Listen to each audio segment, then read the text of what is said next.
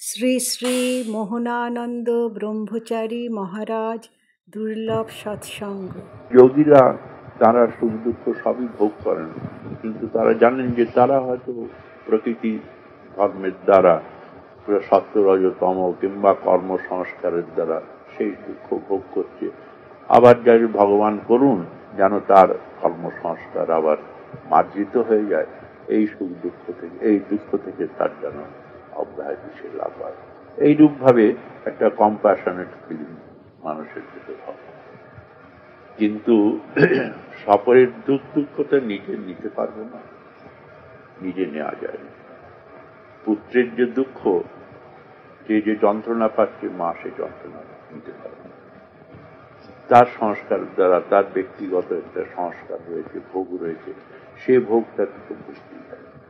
আমরা তো বাইরে থেকে যতটা হয় তাকে শান্ত, তাকে আরাম দেবার, তাকে শান্তি দেবার, তার যাতে দুঃখ কষ্টটা নিবৃত্ত হয় তার জন্য চেষ্টা করব, কিন্তু সে যে দুঃখ পাচ্ছে সে দুঃখ অনুভব আমরা। এই কথা বললেন যে কর্মভোগ সবাইকে করতে হয়, ভগবানের করতে হয়, কিন্তু তাহলে যখন আমরা আপনার কাছে ছুটে আসি, অসুখ করেছে, বিসুখ করে বিপদ করেছি, কর্মের কথা মহারাজ আপনি ভালো করে দিন, কি আপনাকে আমাদের বিপদ মুক্ত করুন, তখন তো আপনি কথা বলেন না যে তোমার কর্মের পর তোমাকে মুক্তি হবে। আপনি তো অন্তত পছন্দ করেন, এটা তাদের কেন করেন? আমরা সকলেই বুঝতে পারি যে কর্মভোগী হয়েছে, হয়তো তার ভেতর আবার স্বীকৃত কর্ম রয়েছে যার জন্য সেটা ভোগটা কেটে গেল, এটাও হয়। কারণ এটা তো হ্যাঁ, এটা তো প্রত্যক্ষ কেউ বলতে পারেন না, এটা একটা স্বীকার করে নিতে হয়। একটা রাজার ছেলে যমজ হলে একজন অন্ধ হয়ে গেলে, একজন সর্বাঙ্গ সুন্দর হয়ে জন্ম, সেখানে একটা কজ দেখাতে হবে যে কি জন্যে একই ঘরে পবিত্র ঘরে এলো, কিন্তু একজন বিকলাঙ্গ হয়ে গেল, একজন সর্বাঙ্গ সুন্দর হয়ে গেল। তখন তাই বলতেই হবে যে এর ব্যাকগ্রাউন্ডে নিশ্চয়ই কোন একটা কজ রয়েছে, যার এফেক্ট স্বরূপ তার এইরকম বিভিন্নতা হয়েছে। তখন স্বীকার করতে হয় যে, এবং শাস্ত্র সেটা স্বীকার করেছে। কাজী আমার লজিকের সঙ্গে শাস্ত্র যদি বাণী সেটা যদি মিলে যায়, তাহলে আমার জন্য এটা ঠিক, এটাই হতো হ্যাঁ। এই জন্যে আমরা তখন স্বীকার করতে বাধ্য হই যে এর পশ্চাতে নিশ্চয়ই কোনো এমন একটা কর্ম রয়েছে, কোনো একটা সংস্কার রয়েছে যার জন্যে থেকে বিকলাঙ্গ হয়ে জন্মগ্রহণ করলে ও সর্বাঙ্গ। আর গীতাতে তো বলেছেন যে তথা পুষ্পম তথা ফল, যে আগে আমরা যা করেছি পরে তো আমাদের থেকে। বাইবেলেও তো বললেন as you sow so you reap. কিন্তু যদি কোনো কিছু ইচ্ছা করেন, সেই কর্মভোগের হাত থেকে আমাদের কি নিস্তার নেই? হ্যাঁ, করতে পারেন। তাদের সেই রকম শক্তি হয়, নিশ্চয়ই তিনি করতে পারেন। কর্তুম অকর্তুম অন্যথা কর্তুম ঈশ্বরত্তম। ঈশ্বর সঙ্গে তার যদি সেই ঈশ্বর ঐশ্বরিক শক্তি তার ভেতর আসে, তাহলে সেই কর্তুমকে অকর্তুম করতে পারে, অকর্তুমকে কর্তুম করতে পারে। এই জন্য তিনি সমস্তই করতে পারেন। কিন্তু সেই স্তরে ভগবানের সঙ্গে আমাদের তাদাত্ম্য সম্বন্ধ হচ্ছে, তবে আমরা এটা করতে পারি। আর তা না হলে আন্দাজি ঢিল ছোড়া কোনো লিখে ভালো হয়ে গেল, করতে লাগলো। একটু মন বলো না, আমি আপনি একবার বলেছিলেন যে অনেক সময় দুজনে কখনো সকাম প্রার্থনা করবে না, খালি বলবে যাই উইল বি ডান, বড় মনের সঙ্গে ঘুমাতেই আনন্দ, তাকে কিনে নিয়ে দেবে। কিন্তু আমরা তো সাধারণ মানুষ, আর্ত হলেই তো লোকে দৌড়ে আসবে যে থেকে আমি আমাকে উদ্ধার করি। তার ভেতরেও ভক্তি থাকা যায়। ভগবান বললেন চতুর্বিজা ভজন্তে মাং জনা সুকৃতি অর্জুন। সুকৃতি না হলে ভগবানের প্রতি বিশ্বাসই হবে না, ভক্তি হবে না।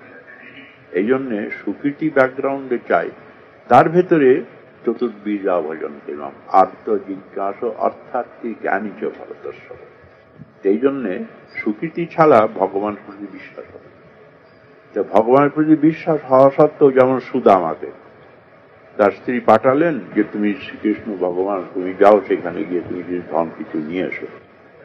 সুদামা সেই আরতি হয়ে ভগবানের সেই বিশ্বাস হলো যে তিনি কর্তুম অকর্তুম সবই তিনি করতে পারেন, আমার এই দুঃখ দারিদ্র নিশ্চয়ই তিনি মোচন করতে পারেন। এই বললে তিনি সেই খুদখানা নিয়ে ভগবানের দর্শন তার এই বিশ্বাসের ফলে ভগবান তার দুঃখ দারিদ্র সমস্ত মোচন করে দিলেন। এই জন্যে ভগবান তিনি কল্পতরুর মতো।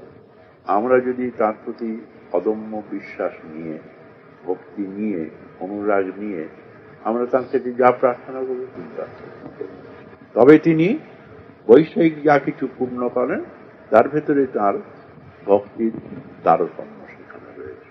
আত্মবিজ্ঞাস অর্থাৎ এর ভেতরে তারতম্য রয়েছে। জ্ঞানীচ ভরতর্ষব তেষাং জ্ঞানী নিত্যযুক্ত এক ভক্তি শিষ্যতে। জ্ঞানী আর কিছুই চায় না, সেই জানে যে ভগবানই আমার সর্বস্ব। তিনি আমাদের দুঃখই যান, কষ্টই যান, প্রহ্লাদের মতন কত দুঃখ, কত নির্যাতন, কত পরীক্ষার ভেতর তাকে ভগবান ফেললেন, কিন্তু সর্বেতেই ভগবানের প্রতি বিশ্বাস তার কিছুতেই করল না, পরন্তু প্রত্যেক পদে পদে সেই বিশ্বাসটা বেড়ে গেল। এই জন্যে দ্রৌপদীকে যখন ভগবান বর দিতে চাইলেন, তিনি বললেন যে আমাকে তুমি খালি দুঃখ দাও, তাহলে যখনই দুঃখ পেয়েছি তোমাকে দেখেছি তখনই তোমার সান্নিধ্য লাভ করেছি। এই জন্যে যে আমাকে যদি তুমি কিছু বর দাও তা আমাকে তুমি সর্বদাই দুঃখ দাও, কারণ দুঃখের ভেতর তোমার প্রতি আমার মন একবারে অন্তর্হিত হয়ে যায় তোমার সাথে। এই জন্যে দুঃখ বা সুখ যেটা সবই হলো রিলেটিভ। যে এক দৃষ্টি দিয়ে যেটাকে দুঃখ বলছি, আর এক দৃষ্টি দিয়ে সেটাকে সুখ বলা যায়।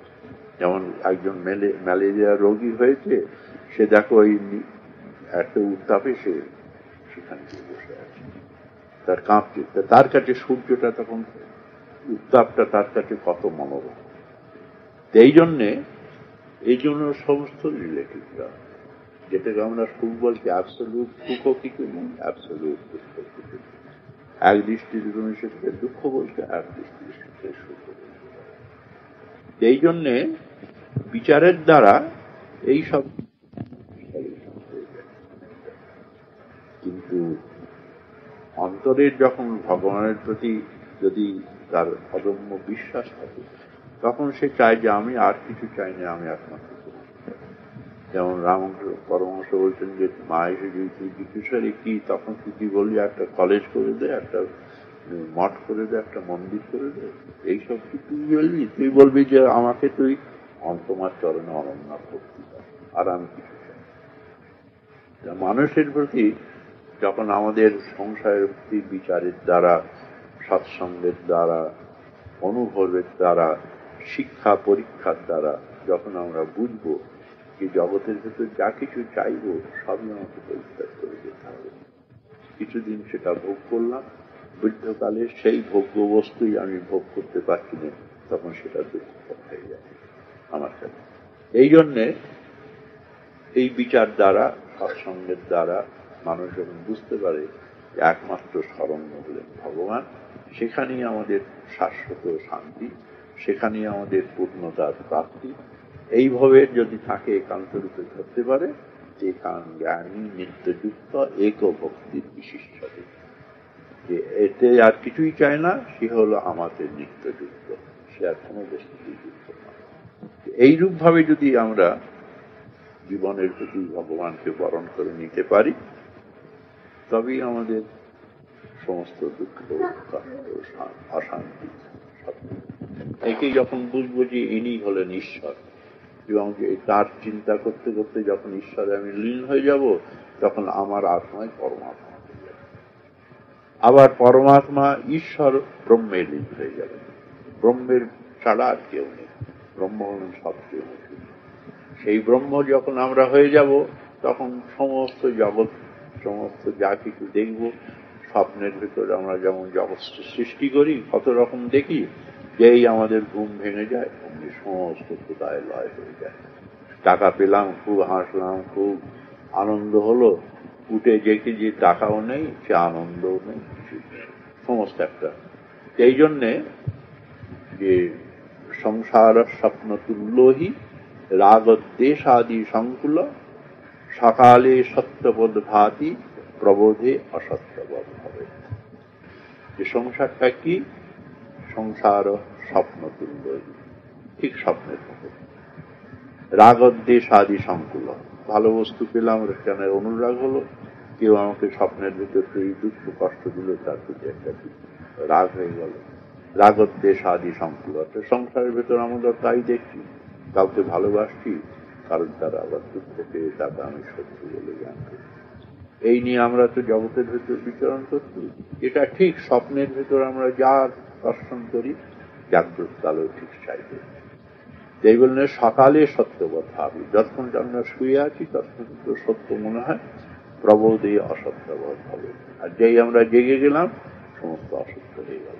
তেমনি তারাও বললেন যে জগৎটা যে আমরা এত সত্য বলছি, এটা একটা ব্যবহারিক সত্য, পারমার্থিক সত্য নয়।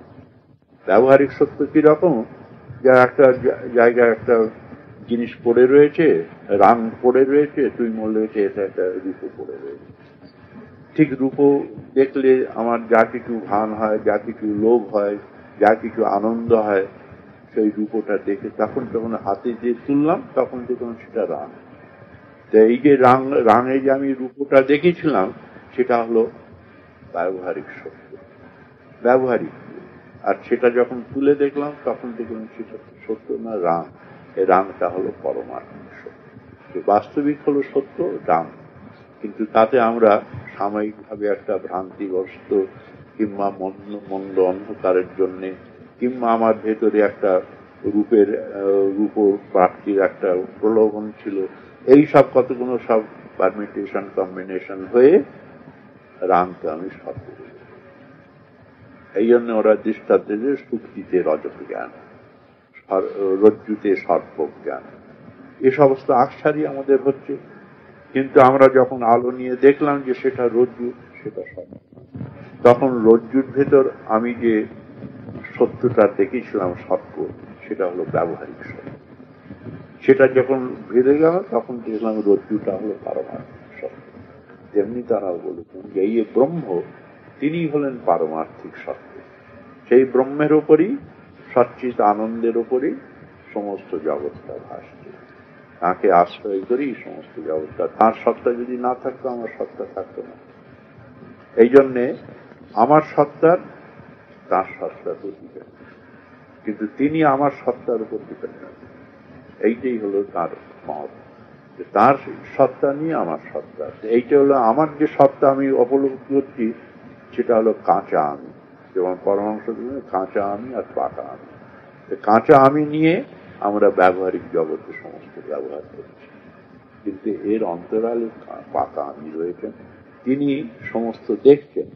এই যে উপনিষদে একজন দাস কন্যা সযুজি সখায়া সমান বৃক্ষ পরিশস্য জাতে একস্তয় সাতু অন্য অনন্য অভিচার। এক বৃক্ষের ভেতর দুটি পাখি রয়েছে, একটা পাখি সাধু ফল ভোগ করছে, আর একটা পাখি বাইরে থেকে খালি দেখছে। আমাদেরও ভেতর ভগবান তিনি দ্রষ্টা রূপে রয়েছেন, উপদ্রষ্টা অনুমন্তা চ ভক্তা ভোক্তা মহেশ্বর পরমাত্মেতি চাপুত্র দেহেস্মিন পুরুষত্বর। আমাদের এই দেহের ভেতরই তিনি ভর্তা ভোক্তা রূপেও রয়েছেন, পরমাত্মা রূপেও রয়েছেন, ব্রহ্মরূপেও রয়েছেন। যতক্ষণ পর্যন্ত ব্রহ্মরূপে তাকে আমরা বুঝতে না পারবো, ততক্ষণ থেকে ব্যবহারিক জগতে সুখ দুঃখ হাসি কান্না জন্ম মৃত্যু কত রকম বিচিত্রতাপূর্ণ জীবনের তরঙ্গ, এই তরঙ্গ আমাদের ভেসে যেতে হবে। কিন্তু যেতে যেতে যদি আমরা সমুদ্রে গিয়ে বিলীন হয়, তখন আর তরঙ্গ থাকবে না, নাম রূপ কিছুই থাকবে না, তখন সমুদ্রই সমুদ্র হয়ে যাবে। তা আমাদের হইতে বলছেন যে জীব শিব মাত্র, জীব আর শিব কেবল। এই জন্যে ওই রজনীকান্তের জানার জন্য যে আমার এই ব্রহ্ম যেই শেষ হয়ে যাবে, আমি ব্রহ্ম দিয়ে লীন হয়ে যাবে। এই জন্যে আমাদের যতক্ষণ পর্যন্ত সেই ব্রহ্মসত্তায় না যেতে পারছি, সমুদ্রে মিলন না হচ্ছে, ততক্ষণ পর্যন্ত এটা যমুনা, এটা গঙ্গা, এটা সরস্বতী, এটা গোদাবরী, এই কত রকম আমরা নাম দিই। কিন্তু যেই সমুদ্রে পড়ে গেল, তখন আর এই নাম কিছু থাকে। এই জন্যে রুচি নাম বৈচিত্রা ঋজু নানা রুচীনাং বৈচিত্রা ঋজু পটলগুলা নানা নৃণামেক গম্যস্তমসি অর্ণবৈব। একমাত্র সমস্ত আমাদের জীবনের গতির অবসান হবে যখন আমরা ভগবানকে পাব। তাহলে আমাদের প্রত্যেক জন্মে কত জন্মে হাসি কান্না ভেতরে এসেছি, আবার এই সুখ দুঃখ বহ এই জীবনের ভেতর আমাদের কতবার ভাসতে হবে। কিন্তু তথাপি যদি আমরা ভগবানকে না পেলাম তাহলে এই রকম গতাগতি জীবনে এইটাকেই চক্র বলে, সংসার চক্র। এই চক্রের ভেতর একবার উঠে যাচ্ছে, একবার নিচে যাচ্ছে। চাকা যেমন একবার ওপরে যায়, একবার নিচে যায়। একবার হয়তো সূচিনাং শ্রীমতাং গেহে গেলাম, আবার সেখানে কর্মদোষে হয়তো একবারে নিচ জমিতে এসে শুরু। এই যে আমাদের জীবনের অনাদিকাল থেকে এই জীবনের গতি এর পারাবারের অবসান যদি আমরা আমাদের বাস্তব জীবনের যিনি ব্রহ্মরূপে রয়েছেন, পরমার্থ সত্তা রূপে রয়েছেন, তার ভেতরে এই ব্যবহারিক আর প্রাতিভাসিক সত্তা যদি মিলিয়ে দিতে পারি, সেখানে আমাদের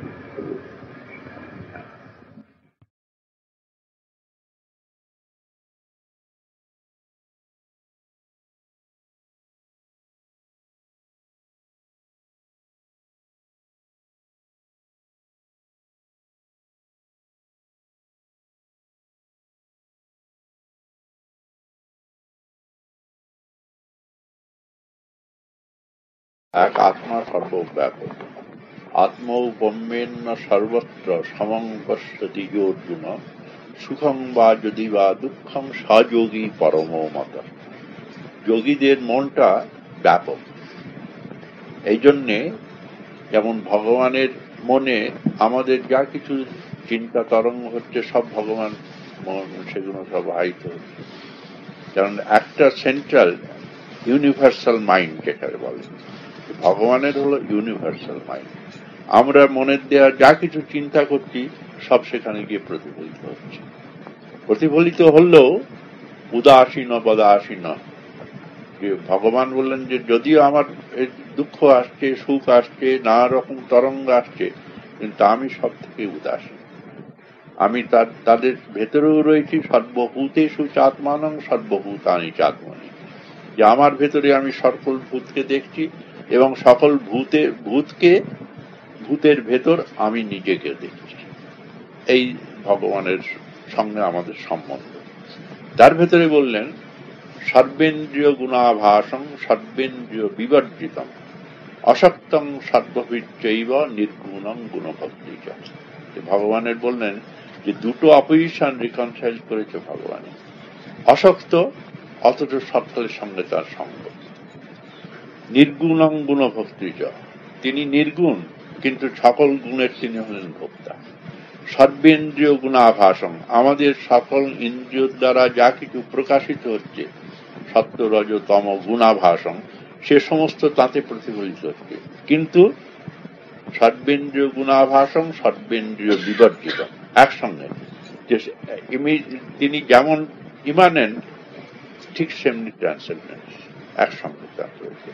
সর্বাতীগ সর্ব অনুগ, এটা একমাত্র ভগবানের ভেতর খাটে।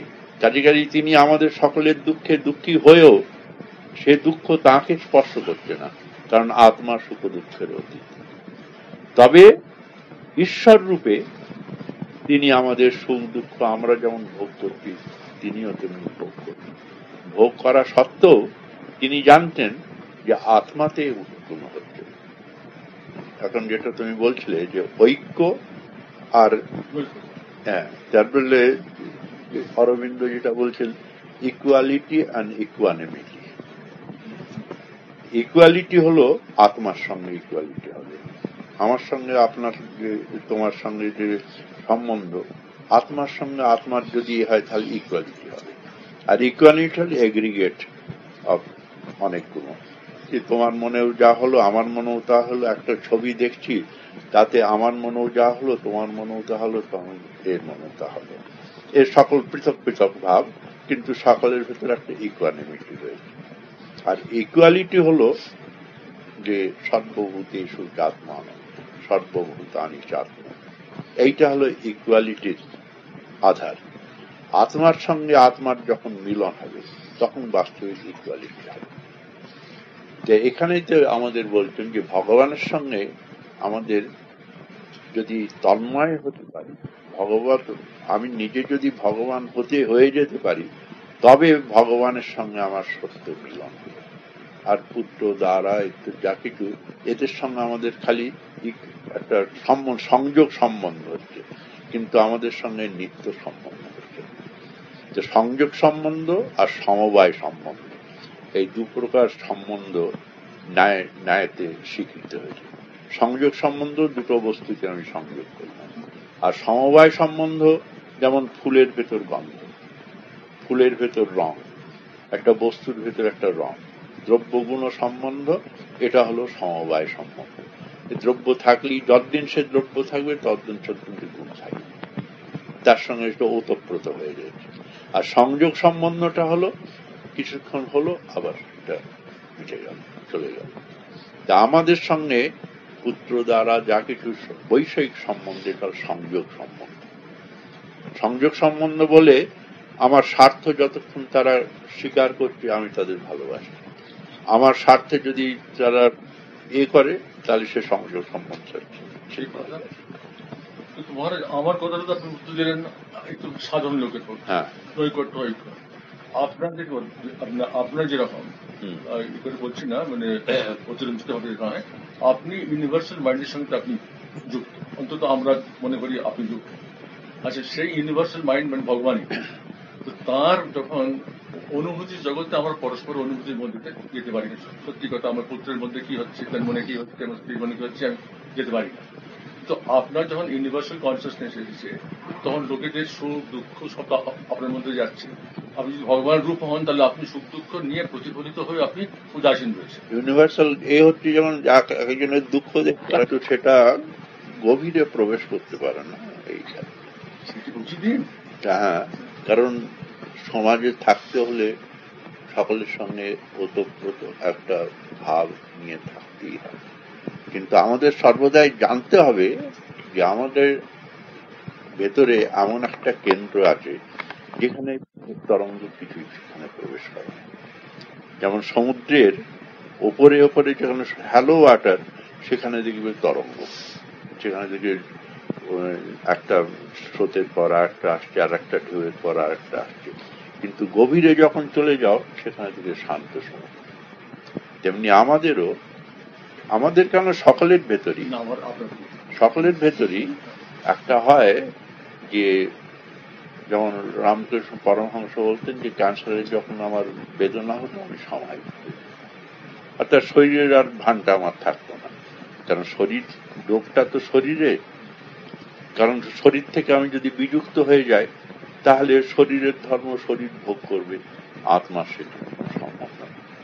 এইরকম আমাদেরও সকলের ভেতরই এমন একটা কেন্দ্র সৃষ্টি করতে হয় যে যখন বাইরের তরঙ্গ যখন তরঙ্গায়িত হচ্ছে তখন আমি অন্তরে গভীরে প্রবেশ করলে তাৎকালিক সেই জিনিসটা আমাকে আর স্পর্শ করলো, আবার যখন সারফেসে আমি চলে এলাম তখন আবার সেগুলো আমার স্পর্শ করলো।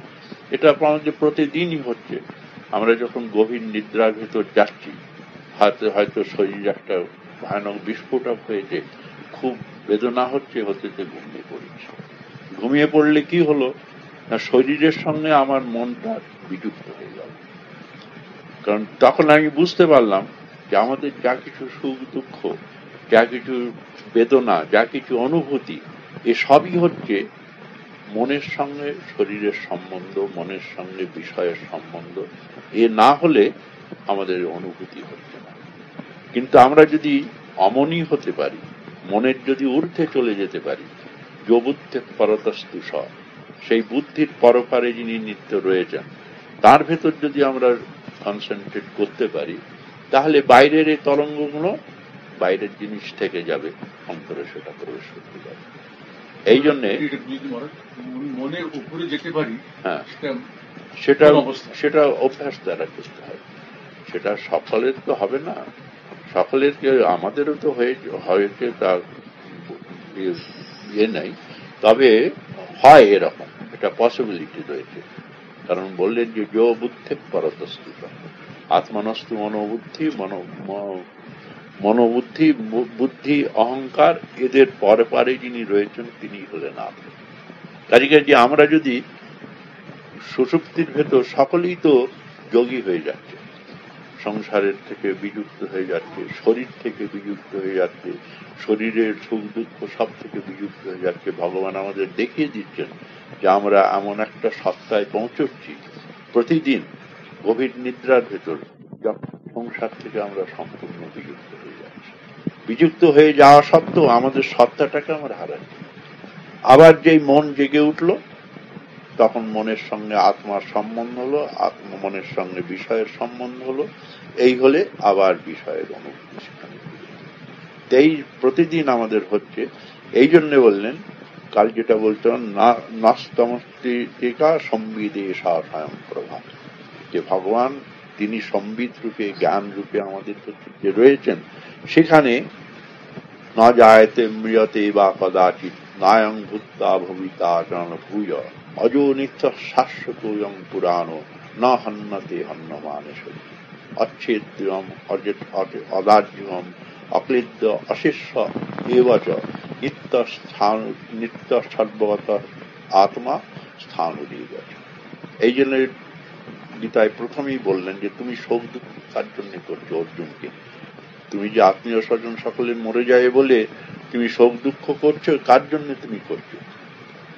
আত্মার জন্য তুমি করো না, তুমি করছো এদের শরীরের জন্য।